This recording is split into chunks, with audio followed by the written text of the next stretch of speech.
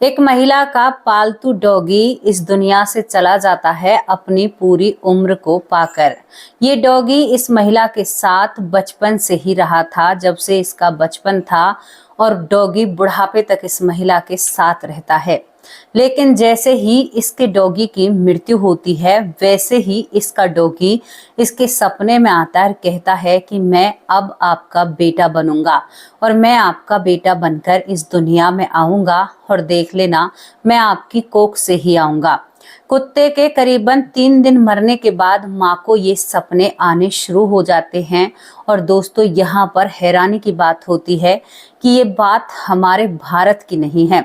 चलो, भारत में तो लोग उंगलियां खड़े करने वाले हैं। सच को जल्दी सी हजम उनको सच होता नहीं है, जल्दी सी बातें समझ में नहीं आती हैं। तो लो, आपके लिए दूसरे देश से एक स्टोरी लेकर आई हूँ, जिसे सुनकर आप हैरान और एकदम ऐसे आश्चर्यचकित हो जाएंगे कि क्या ऐसा हो सकता है। क्या आपका पालतू जानवर आपके सपने में आकर आपसे कहे कि मैं आपकी कोख से पैदा होऊंगा, और क्या वो पैदा होगा?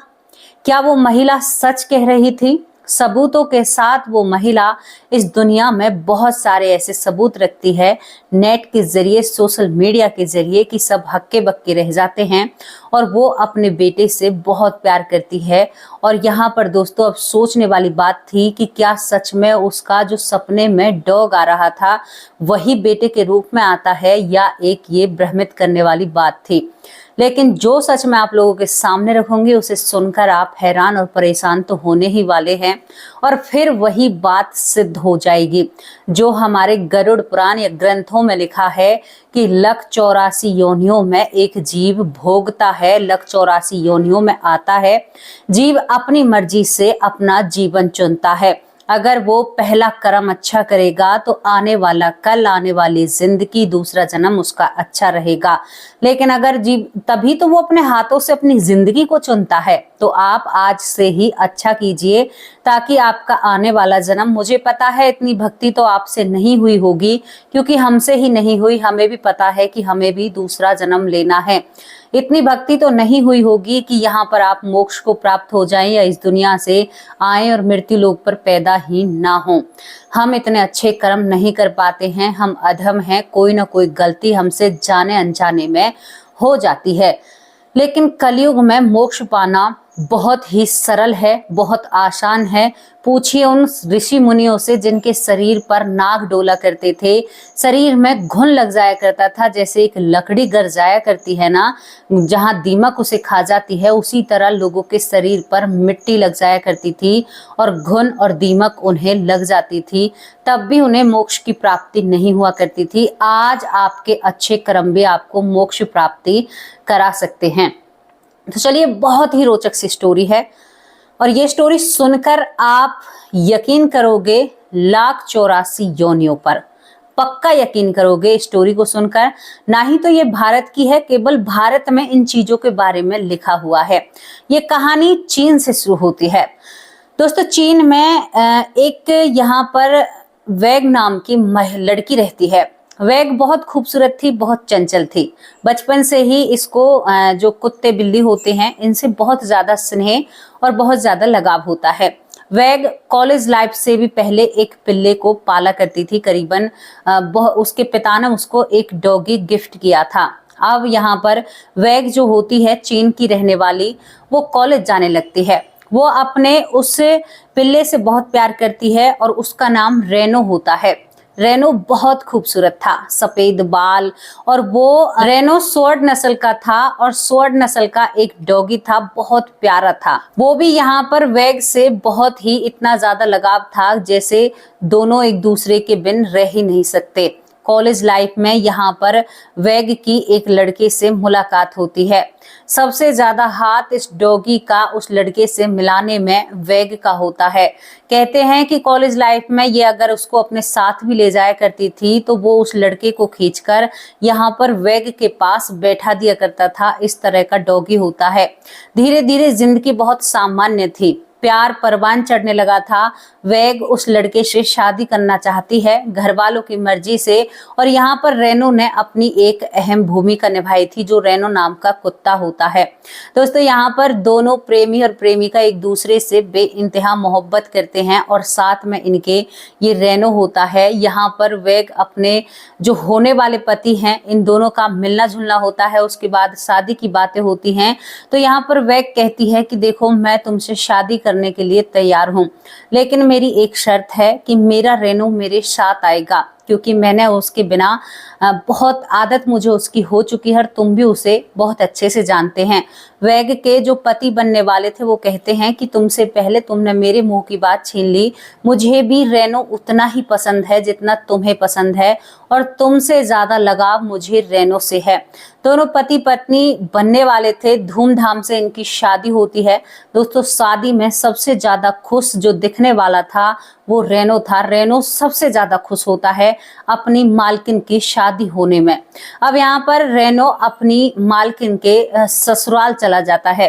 दोस्तों यहाँ पर ऐसा भी होता है कि जो चीन की शादियां होती हैं, आपको एक जानकारी बता दूं मैं, लड़के को भी अपना घर छोड़कर आ जाना पड़ता है। कभी कभार लड़की भी लड़के के साथ जाती है, कभी कभार लड़का लड़की के साथ उसके घर पर भी रह सकता है। भारत की जैसी बंदिशें नहीं है कि लड़की लड़के के ही घर जाएगी, वहां पर लड़के भी लड़कियों के घर आ जाते हैं। और एक और रिवाज आपको चीन की बताऊं, यहाँ पर लड़की वाले दहेज देते हैं, लेकिन चीन में लड़के वाले लड़कियों को दहेज देते हैं।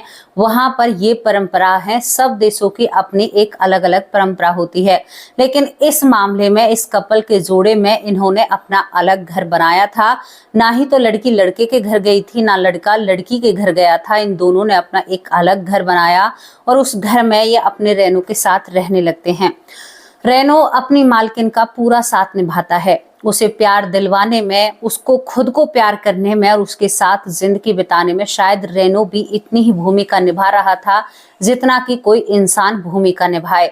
दोस्तों ये जो कुत्ता था, मैं क्या कहूँ, रेनो इसका नाम था, बहुत ही खूबसूरत था, बहुत प्यारा था, और बहुत ही ज्यादा सभी के दुख दर्द को समझने वाला था। तभी यहाँ पर जो वेग होती है उसे एहसास होता है कि उसका रेनो बूढ़ा होने लगा है। सन 2018 की बात होती है, 2018 चल रहा था। उसी वक्त रेनो यहाँ पर बीमार पड़ता है। बीमार पड़ने के साथ साथ रेनो अब अपने सीधे जो हाथ होता है, पंजा होता है, इसे चाटने लगता है।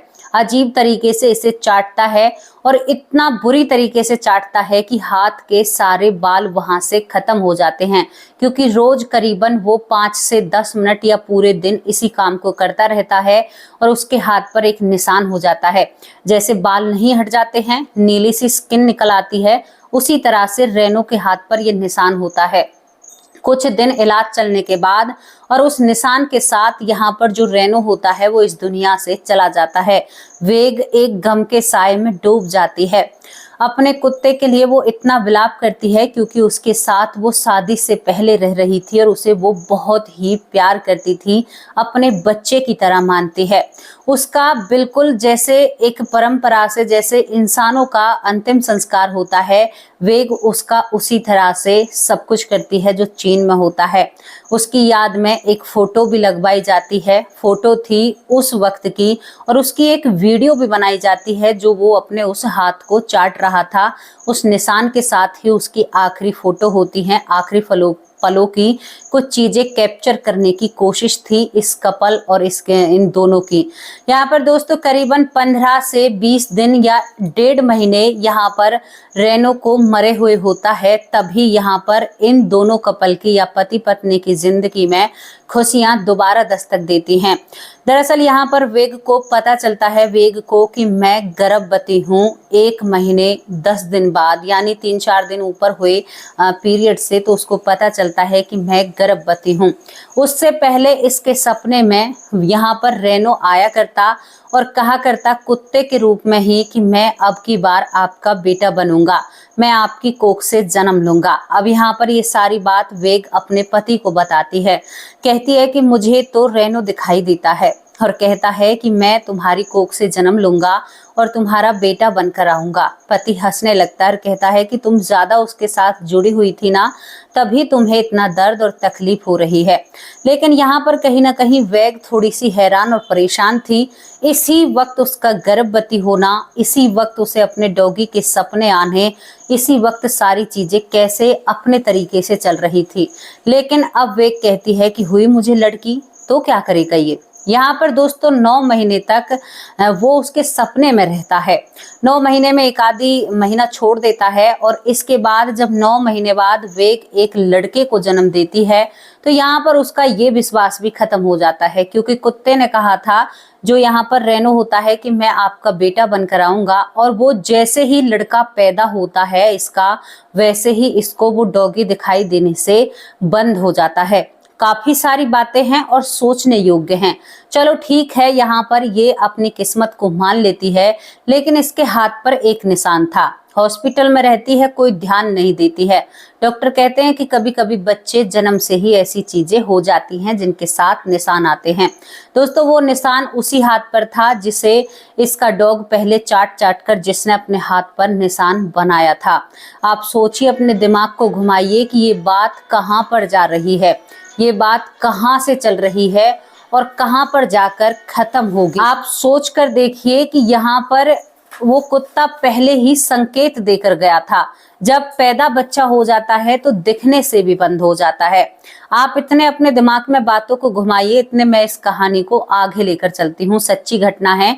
2018 के बाद 9 महीने बाद इसको बेटा होता है 2019 में। अब ये अपने बच्चे को खिला रही थी, तभी इसको अपने रेनो की याद आती है। रेनो की जब याद आती है, उससे पहले अपने पति से बात कर रही थी, कह रही थी कि मुझे अब रेनो दिखाई नहीं देता है। जिस दिन से बेटा पैदा हुआ है उसके बाद ये रेनो की तस्वीर को ध्यान से देखने लगती है। इसका दिमाग उस तस्वीर पर, जो डॉगी था, रेनो था, उसके हाथ पर जो निशान था सीधे हाथ पर, उस पर जाता है। तुरंत उसके बाद ये इस निशान को देखकर थोड़ी सी हैरान और इसके कदम पीछे हटते हैं। भागकर अपने बेटे के पास जाती है और बेटे के हाथ पर, सीधे हाथ पर वो निशान था। बस इसे पसीने आने लगते हैं। उसके बाद इसने वीडियो बनाई थी, उस वीडियो को देखती है तो वो निशान उस वीडियो में भी होता है, जो निशान इसके हाथ पर होता है, इसके बेटे के हाथ पर होता है। वैग समझ चुकी थी कि जो मेरे डॉगी ने मुझसे कहा था वो मेरी कोख से पैदा हो चुका है, ये मेरा वही डॉगी है। और दोस्तों उसके बाद जो इस लड़के का बिहेव होता है वो एक पपी जैसा या कुत्ते जैसा ही होता है। कभी कभी ये अपनी माँ के मुंह के ऊपर मतलब ऐसे ही प्यार दिखाता, कुछ सारी चीजें ऐसी साबित करता है और कुछ ऐसा कहता भी है कि मैं आपका वही डॉगी हूँ जो आप मुझे पाला करती थी, क्योंकि दीवार पर लगी फोटो को भी देखा करता था और कई सारी सबूत भरी बातें भी कहा करता था। वेग यहाँ पर हैरान तरीके से अपने पति से कहती है कि क्या ऐसा हो सकता है, कहीं पर ऐसा हो सकता है। दोस्तों इसके बावजूद यहाँ पर वेग कई धर्मों की किताबों को पढ़ती है।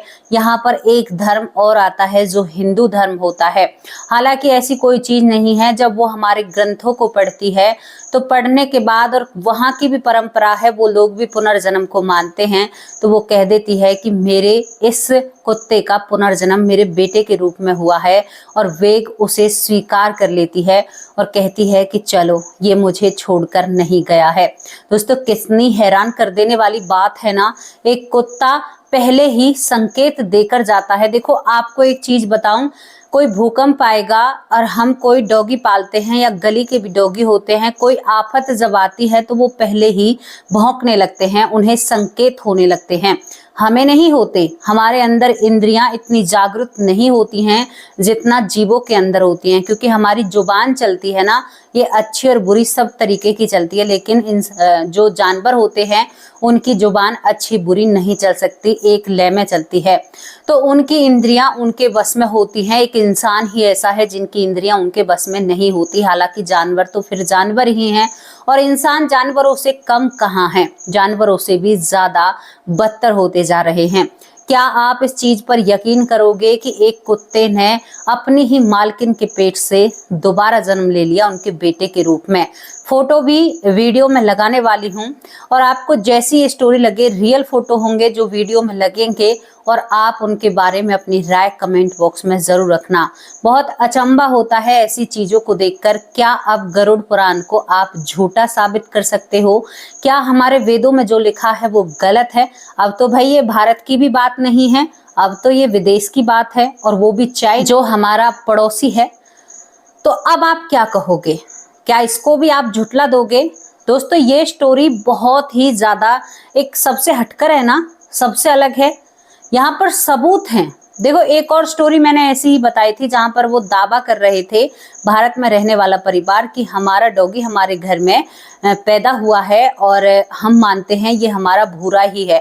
उस डॉगी का नाम भूरा होता है, लेकिन उसमें सबूत बहुत कम थे, ना के बराबर थे। लेकिन ये स्टोरी हाथ का वो निशान पहले ही इनका कुत्ता कहकर जाता है कि मैं तुम्हारे घर में वापस आऊंगा, निशान छोड़ कर जाता है। मरने से कुछ दिन पहले ये अजीब क्रिया क्यों की उसने? क्या उसे बोध था? क्या उसे ज्ञात था कि मैं इसी घर में आऊंगा? सपने में आना और बताना कि मैं इसी घर में आऊंगा, बहुत सारी चीजें हमें घुमा कर रख देती हैं। इस सृष्टि का जो कुछ भी चाल है उसे तो हम कभी समझ ही नहीं सकते। मरण जन्म से ही फुर्सत नहीं है भाई। कर्म आप अच्छे कर नहीं रहे हो, कर्म हमसे अच्छे हो नहीं रहे हैं। क्या होगा भगवान जाने। मैंने तो सब कुछ भगवान पर छोड़ रखा है, लेकिन जिंदगी को बेहतर तरीके से, और जिंदगी में आपको कुछ करने के लिए भेजा है, आपको ऐसे ही नहीं भेजा है। आप गलत सलत करोगे तो आप और बद से बदतर हो जाओगे। पता है जो इंसान ऐसा हो जाता है, जो ज्यादा भागवत आश्रय में नहीं रह पाता है, कम भगवान का नाम लेता है, इतनी भक्ति तो कर नहीं पाता कि जो स्वर्ग लोग नरक लोग जा सके, ना ही इतने पाप कर पाता है। जो बीच में अटकने वाले लोग हैं ना, उनके लिए भी भगवान ने एक रास्ता निकाला है। क्या रास्ता है? उन्हें दोबारा ऐसी जगह पर जन्म दिया जाएगा जहां पर भगवत आश्रय बहुत होता है, जहां पर बिना चाहे भी वो भगवान का नाम लेंगे, क्योंकि श्री हरि की कृपा होती है।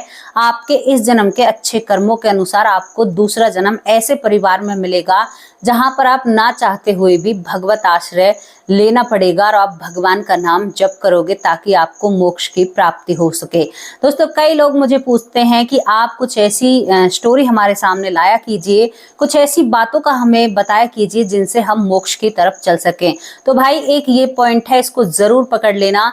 जितना हो सके इतना भगवान का नाम लीजिए, बुरे कर्मों को बिल्कुल छोड़ दीजिए। दूसरे जन्म में पक्का आप भागवत को प्राप्त हो जाओगे, यानी आपका मोक्ष हो जाएगा और आप इस मरण और जन्म से मुक्ति पालोगे।